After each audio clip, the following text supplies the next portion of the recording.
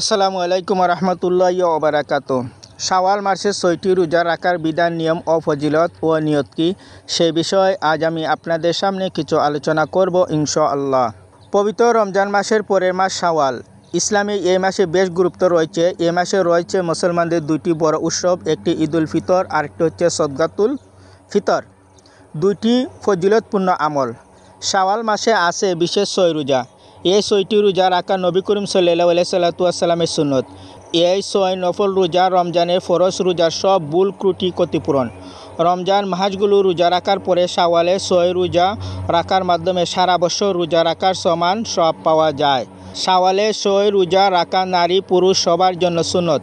অনেকে মনে করেন শুধু নারীরা এই রোজা রাখবেন, তাদের ধারণা ঠিক নয়। রাসূল সাল্লাল্লাহু আলাইহি সাল্লাম নিজে এই ৬ রোজা রাখতেন এবং সাহাবায়ে কেরামদেরকে নির্দেশ দিয়েছেন।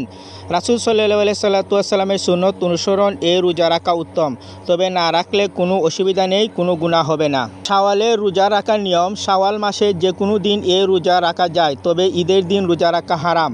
শাওয়ালের ৭ থাকা অবস্থায় আপনি এই ৬টি নফল রোজা রাখতে হবে। একাধারে রাখতে পারেন, তাতে কোনো সমস্যা নাই ইনশাআল্লাহ।